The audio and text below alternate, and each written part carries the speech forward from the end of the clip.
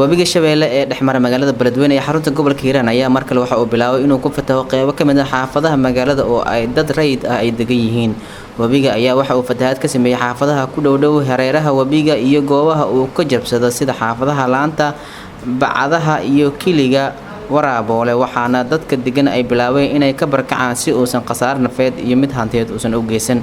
Gudoomiyaha degmada Beledweyne ee gobolka Hiiraan ayaa sheegay in fatahaadu ay saameysay in ka badan 500 oo guri isla markaana dadka shacabka ay ka barakaceen. Waxa uu sheegay in maamulka degmada uu qaadi doono talaabo looga hortagayo fatahaada. Waxa uu sheegay in fatahaada wabiga Shabeelle ee xilligan ay sabab u tahay wabiga oo dhanka Itoobiya uga yimaado gobolka Hiiraan oo roob fara badan ka da'ay, waxaana uu ku baaqay in dadka wabiga ku fatahay gurmad la soo gaarsiiyo.